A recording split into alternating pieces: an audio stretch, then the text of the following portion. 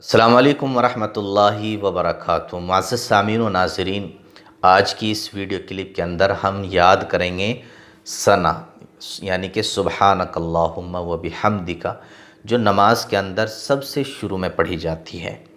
यानी जैसे आप नियत बांधते हैं तो नियत बांधने के बाद जो सबसे पहले कोई चीज़ पढ़ी जाती है वो है सना यानी कि सुब्हानकल्लाहुम्मा। तो आज हम इसको याद करेंगे अच्छी तरीके से। बहुत सारे हमारे भाई ऐसे हैं कि जिनको याद है लेकिन उनके अल्फाज दुरुस्त नहीं हैं कि किस तरीके से इन अल्फाज को निकालना है, और बहुत सारे हमारे भाई ऐसे हैं कि जिनको याद ही नहीं है। तो जिनको याद नहीं है वो इस वीडियो क्लिप के ज़रिए से याद कर लें, पॉज कर करके इसको वीडियो को रोक रोक करके इसको अच्छी तरीके से याद करें। एक बार देखें, फिर दूसरी बार भी इस वीडियो को देखें, बार बार देखें, जब तक आपकी याद ना हो जाए तब तक आप इसमें लगे रहें।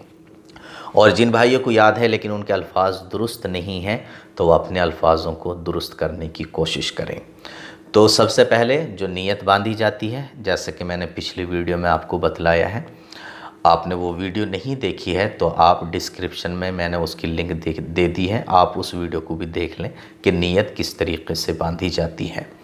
तो आज की वीडियो में हम जानेंगे कि सुब्हानकल्लाहुम्मा कैसे याद करें, इसके अल्फाज की दुरुस्तगी कैसे हो कि हम इसको अच्छे तरीके से अच्छे अल्फाज में अदा कर सकें।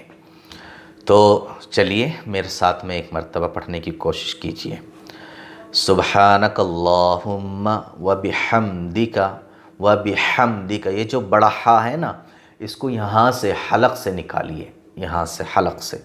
व बिहम्दिका व तबारकस्मुका व तआला जद्दुका वला इलाहा गैरुक। वला इलाहा यानी इसको खींचना है, यहाँ मद है, इसको खींच करके पढ़ना है। वला इलाहा गैरुक, ठीक है।